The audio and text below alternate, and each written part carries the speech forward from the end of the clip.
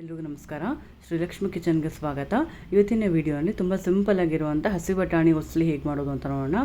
ಮೊದಲು ಒಂದು ಬಾಣಲೆ ಇಟ್ಕೊಂಡಿದ್ದೀನಿ. ಒಂದು 2-3 ಚಮಚ ಆಗೋಷ್ಟು ಎಣ್ಣೆ ಹಾಕೋತಾ ಇದ್ದೀನಿ. ಎಣ್ಣೆ ಚೆನ್ನಾಗಿ ಬಿಸಿ ಆದಮೇಲೆ 1 ಚಮಚ ಆಗೋಷ್ಟು ಸಾಸಿವೆ ಹಾಗೆ 1 ಚಮಚ ಆಗೋಷ್ಟು ಜೀರಿಗೆ ಹಾಕೋತಾ ಇದ್ದೀನಿ. ಸಾಸಿವೆ ಜೀರಿಗೆ ಚೆನ್ನಾಗಿ ಸಿಡಿದ್ಮೇಲೆ ಈಗ ಇದಕ್ಕೆ ಚಿಕ್ಕ ಚಿಕ್ಕದಾಗಿ ಕಟ್ ಮಾಡಿ ಇಟ್ಕೊಂಡಿರುವಂಥ ಈರುಳ್ಳಿನ ಹಾಕೋತಾ ಇದ್ದೀನಿ. ಒಂದು ದೊಡ್ಡ ಈರುಳ್ಳಿ ಬೇಕಾಗುತ್ತೆ. ಸ್ವಲ್ಪ ಈರುಳ್ಳಿ ಜಾಸ್ತಿ ಇದ್ದರೆ ತುಂಬ ಚೆನ್ನಾಗಿರುತ್ತೆ ಟೇಸ್ಟು. ಈಗ ಒಂದು 2 ನಿಮಿಷ ಅದನ್ನು ಸ್ವಲ್ಪ ಫ್ರೈ ಮಾಡ್ಕೋಬೇಕು. ಈಗ ಅದಕ್ಕೆ ಒಂದು ಸ್ವಲ್ಪ ಕರ್ಬೇವಿನ ಸೊಪ್ಪನ್ನು ಹಾಕೋತಾ ಇದ್ದೀನಿ.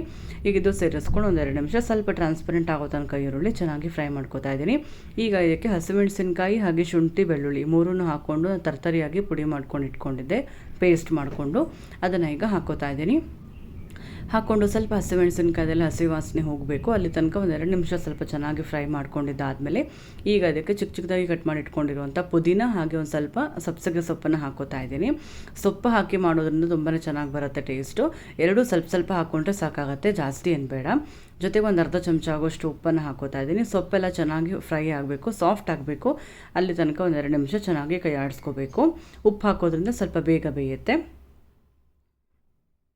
ಈಗ ಇದಕ್ಕೆ ಹಸಿ ಬಟಾಣಿನ ಒಂದು ಸ್ವಲ್ಪ ಉಪ್ಪು ಹಾಕ್ಕೊಂಡು ಬೇಯಿಸ್ಕೊಂಡು ಇಟ್ಕೊಂಡಿದ್ದೆ. ಕುಕ್ಕರ್ನಲ್ಲಿ ಒಂದು ಸತಿ ಕುಗ್ಸ್ಕೊಂಡ್ರೆ ಕರೆಕ್ಟಾಗಿ ಆಗಿರುತ್ತೆ. ಈಗ ಅದನ್ನು ಬೇಯಿಸ್ಕೊಂಡು ಇಟ್ಕೊಂಡಿರುವಂಥ ಬಟಾಣಿನ ಹಾಕೋತಾ ಇದ್ದೀನಿ. ಅಥವಾ ಹಸಿ ಬಟಾಣಿ ಇಲ್ಲ ಅಂತಂದರೆ ಫ್ರೋಝನ್ ಪೀಸಲ್ಲಿ ಕೂಡ ಮಾಡ್ಕೋಬೋದು. ಆದರೆ ಅದನ್ನು ಮೊದಲೇ ಬೇಯಿಸೋ ಅವಶ್ಯಕತೆ ಇಲ್ಲ, ಡೈರೆಕ್ಟಾಗಿ ಹಿಂಗೆ ಹಾಕ್ಕೋಬೋದು. ಹಸಿ ಬಟಾಣಿ ಆಗಿರೋದ್ರಿಂದ ಸ್ವಲ್ಪ ಬೇಯಿಸ್ಕೊಂಡು ಆಮೇಲೆ ಹಾಕ್ಕೋಬೇಕಾಗತ್ತೆ. ಈಗ ಅದನ್ನು ಹಾಕ್ಕೊಂಡು ಚೆನ್ನಾಗಿ ಮಿಕ್ಸ್ ಮಾಡ್ಕೋಬೇಕು. ಈಗ ಅದಕ್ಕೊಂದು ಅರ್ಧ ನಿಂಬೆ ರಸನ ಹಿಂಡ್ಕೋತಾ ಇದ್ದೀನಿ. ಹಾಗೆ ಒಂದು 1/4 ಬಟ್ಲಾಗೋಷ್ಟು ಕಾಯಿ ತುರಿನ ಹಾಕೋತಾ ಇದ್ದೀನಿ. ಜೊತೆಗೆ ಒಂದು ಸ್ವಲ್ಪ ಕೊತ್ತಂಬರಿ ಸೊಪ್ಪು ಇದಿಷ್ಟನ್ನು ಸೇರಿಸ್ಕೊಂಡು ಈಗ ಚೆನ್ನಾಗಿ ಮಿಕ್ಸ್ ಮಾಡ್ಕೋಬೇಕು. ಸ್ವಲ್ಪ ಉಪ್ಪು ಖಾರ ಎಲ್ಲ ಬಟಾಣಿಗೆ ಸೇರಬೇಕು. ಅಲ್ಲಿ ತನಕ ಸ್ವಲ್ಪ ಮೀಡಿಯಮ್ ಫ್ಲೇಮ್ನಲ್ಲಿ ಇಟ್ಕೊಂಡು 2 ನಿಮಿಷ ಕೈ ಆಡಿಸ್ತಾ ಫ್ರೈ ಮಾಡ್ಕೋಬೇಕಾಗತ್ತೆ. 2 ನಿಮಿಷ ಆಗಿದೆ, ಚೆನ್ನಾಗಿ ಕೈ ಆಡಿಸ್ಕೊಂಡಿದ್ದಾಗಿದೆ.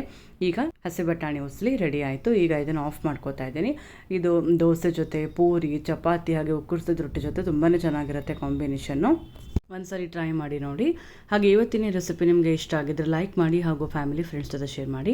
ಎಲ್ಲರಿಗೂ ಧನ್ಯವಾದಗಳು.